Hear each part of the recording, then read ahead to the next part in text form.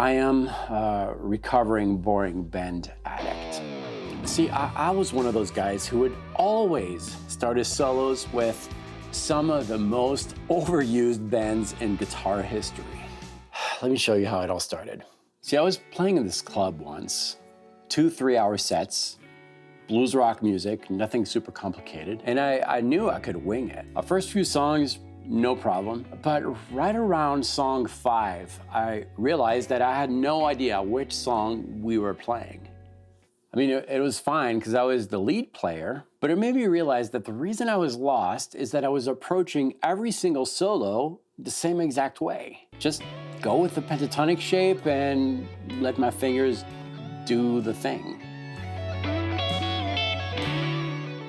I mean, we all do it, right? Here, let's try something. All right, here's a backing track. We're in A minor pentatonic all the way, and if you have a guitar with you, just go ahead and bend a note. You bended this one, didn't you? And if not, I bet you bended this one.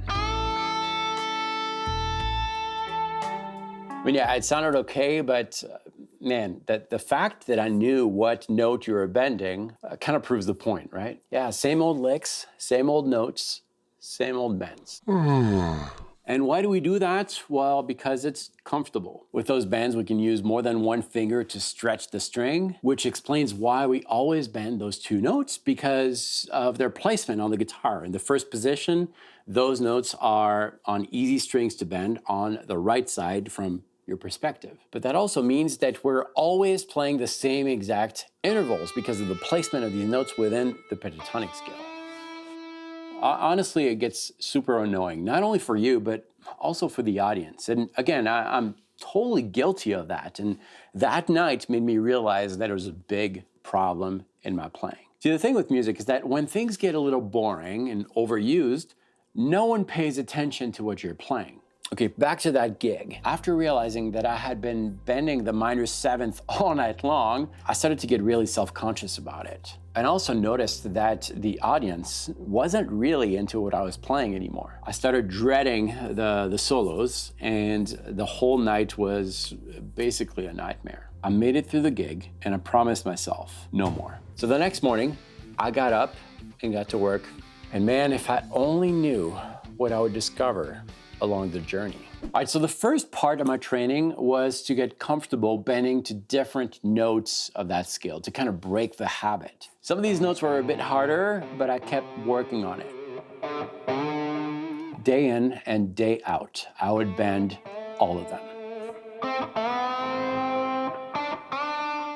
Now I'm gonna tell you right now, it sounded like crap, but I needed to build strength and comfort in my playing. That was really the first step.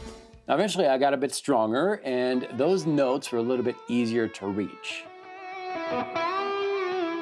There was a problem though, because after 3 months, I realized that my playing was very mechanical and completely void of emotions. So what was I missing?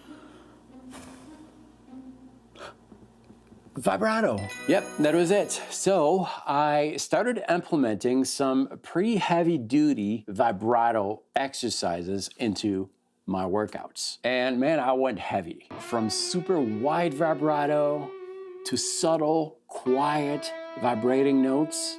I did the circular vibrato, you know, the Steve Vai type of thing. I also used my whammy bar to kind of get those wider vibratos. It was intense. And I kept at it for 3 other months. It was brutal. Bends, vibratos, that's all I was doing. I was mentally drained, I was tired, physically beaten, and I got to a point where I just couldn't do it anymore. And on April 2nd, 2007, after an intense 8-hour bend vibrato workout, I put the guitar down, closed my eyes, and went to sleep. At first, it looked like nothing, just a dreamy vapor like formless mist. I mean, I was sleeping after all, but then I heard something or someone calling my name. Was this a dream? Still to this day, I'm not quite sure. But this encounter changed my life as a guitar player forever. I tried to clear the clouds in front of me, and then I saw a man stretching on what looked like two pillars, guitar in hand, and speaking to me. David, I am Shin Bend Wand. I have seen your struggles with the mighty bending technique. Your doing is the wrong way. Use your inner voice, and you shall see strings in front of you bend like a tree. Now take this, my young friend, and remember, do not open this until the dragon rises from the eastern sky. Yeah, so that was pretty weird, but I gave it a shot. All right, so I guess the main idea is to sing something obnoxious and then replicate it on the guitar, right? Now, if you can record yourself doing this, it's even better. If you have a backing track, you could put it in the background. That's awesome. You could just use your phone to record yourself as you're doing this. And the idea is to just let it go. Let your inner voice speak.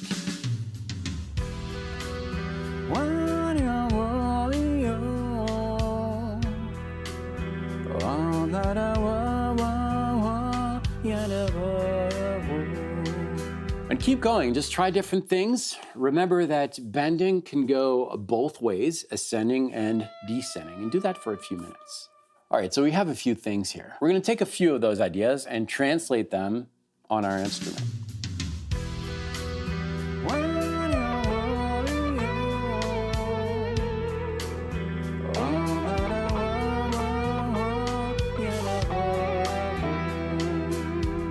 Some of those ideas are not going to be supernatural for your fingers, right? But that's actually a good thing. It means that we're breaking the habit, and it also means that we're coming up with ideas that are born from that inner voice. As we're going through some of these ideas, we're going to start extracting some concepts we can use in our own musical development. In this one, for example, I'm bending to a note of the scale, then pre-bending the next note of the scale and releasing it. That's a cool one we can start messing around with over a backing track. Let's do that.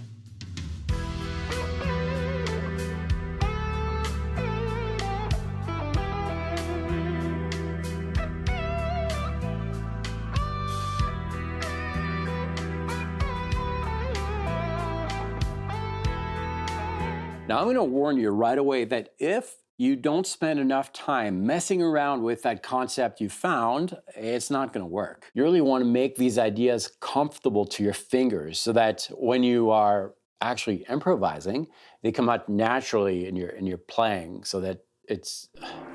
I'm sorry. What is that? Now take this, my young friend, and remember, do not open this until the dragon rises from the eastern sky. Wow. Yeah, so I can't tell you everything that's in the scroll. It'll take too long. However, it has to do with that inner voice, and oh my gosh, there's so much more you can do with it. I'll tell you what, I'm gonna start a free workshop right now, and I'll tell you exactly what I just read in the scroll. It's right here. I'll see you in the workshop.